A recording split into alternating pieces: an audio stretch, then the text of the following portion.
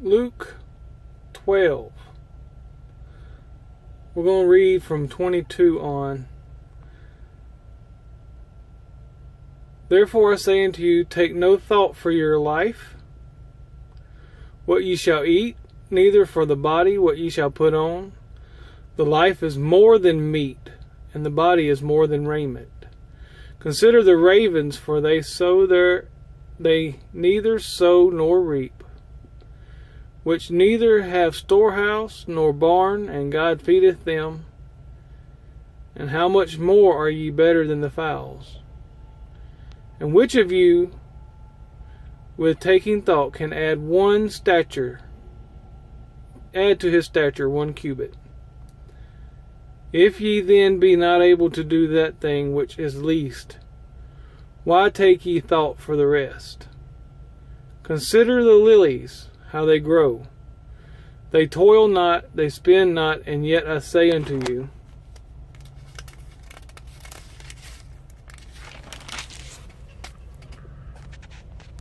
that Solomon in all his glory was not arrayed like one of these. If then God so clothe the grass, which is today in the field, and tomorrow cast into the oven, how much more will he clothe you, O ye of little faith? Seek not ye that ye shall eat, or what ye shall drink, neither be of doubtful mind, for all these things do the nations of the world seek after. And your Father knoweth that ye have need of these things. But rather seek ye the kingdom of God, and all these things shall be added unto you. Fear not, little flock, for it is your Father's good pleasure to give you the kingdom. Sell that ye have, and give alms. Provide yourselves bags which wax not old, and treasure in heaven that faileth not, when no thief approacheth, neither does moth corrupt. For where your treasure is, there your heart will be also.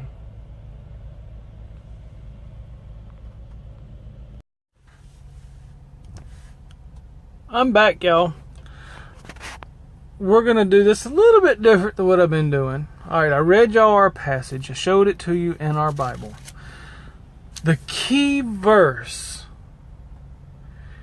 in this passage, in my opinion, is when he says, fear not, little flock, for it is your Father's good pleasure to give you the kingdom.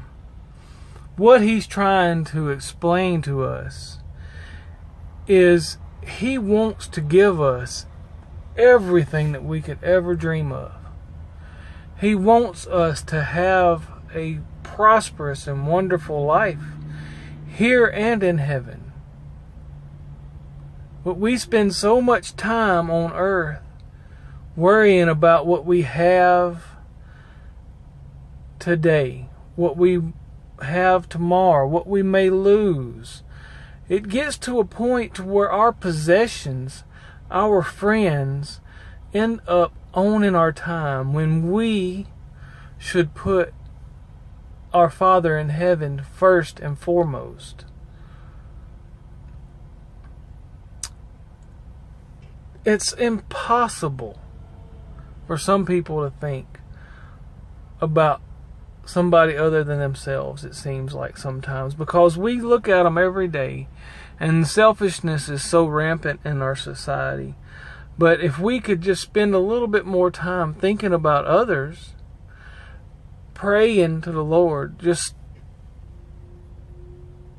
not even worrying about the stuff that we think matters so much today. You know, He don't want you to worry about your health. He don't want you to worry about what you're going to put on tomorrow, your business. He wants to help you, and He wants to be able to drive those decisions. And I'm gonna go into this. I was thinking about talking about some business principles, because I've been doing a little bit of study, and honestly, I had such a good back half of last year. I made a couple of sketchy decisions around Christmas trying to pull up such a good Christmas, but there are a couple of notes that I'm going to have that I've got to pay off, and it's part of my goal to be debt free. And now I don't regret getting the notes so much because I love making my family happy and doing those things, but I have to be a little stronger and find other ways to make them happy. I can't be going and making a whole lot of bills because it's part of our job to get debt free and build wealth instead of helping companies build wealth for loaning us the money that we're going to make anyway. So let me start off by saying, in my opinion, first and foremost in your business, you need to pray for the Lord to watch over, whether it be your truck or your store. You need to pray for your customers, for the companies that bring you merchandise, or for the companies that you are delivering to or picking up from. Because if these companies and customers prosper, it will help you in the long run. You will prosper in turn. I always try to pray for a company that I work for, because when they succeed, you will succeed. Now, principle number 2, I will say, has to be budget. On paper, weekly and monthly.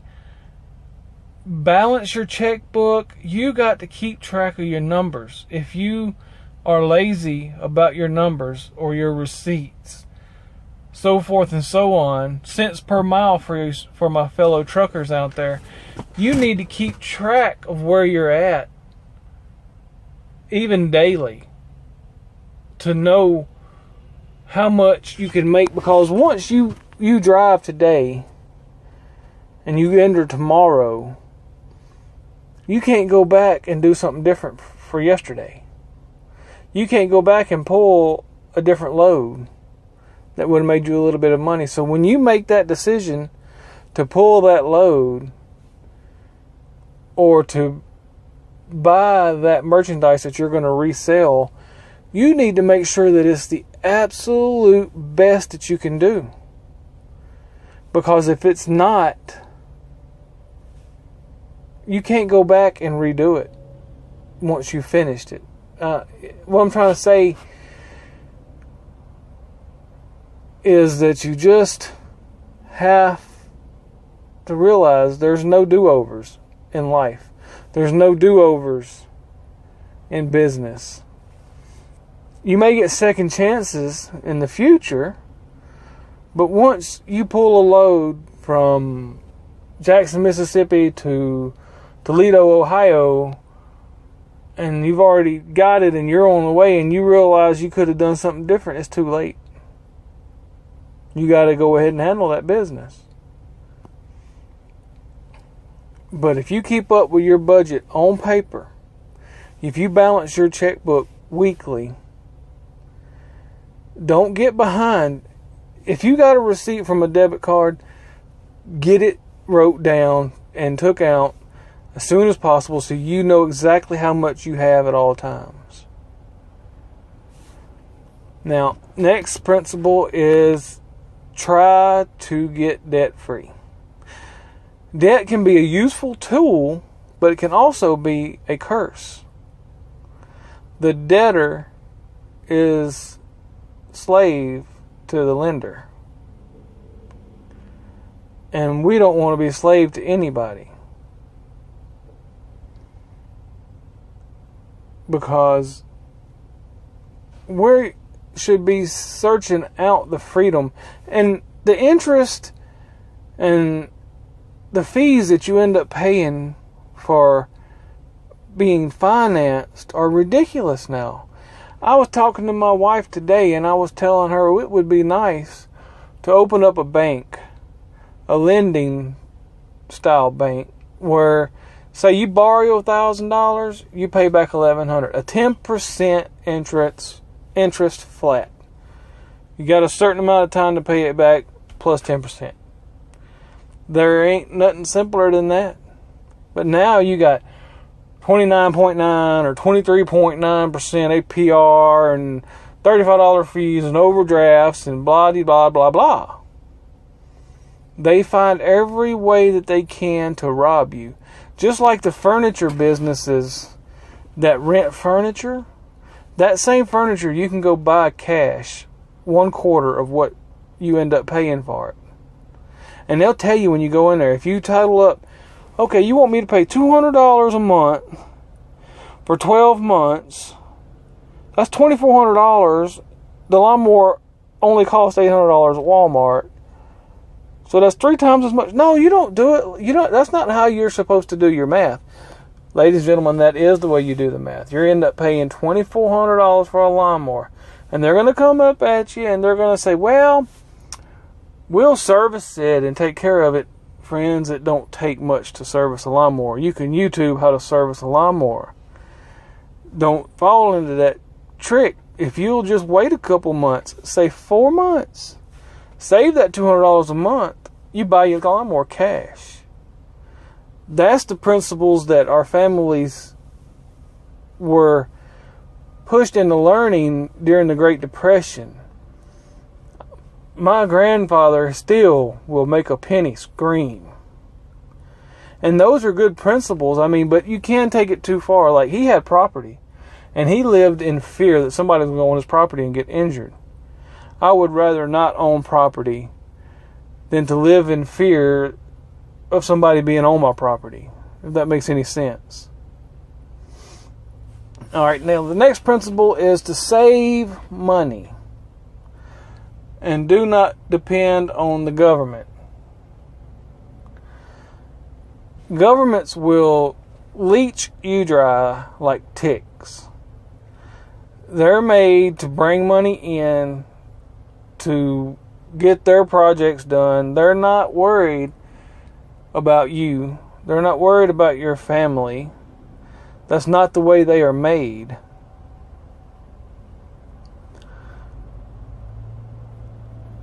Another principle is to be generous. Take care of the widows, the orphans, the weak. There's a lot of defenseless people out there that really do need help. But there's passages in the Bible, I'm not going to look it up right now, that it's not meat to give unto dogs, which basically means your hard-earned work should not be wasted on those who do not deserve it or who will just toss it asunder under their foot like they don't even care.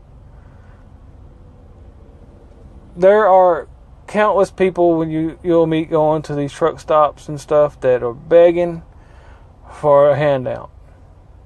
And you'll watch them, and they'll be there for weeks going to the same truck stops begging for the money. Those are not the types of people you give to.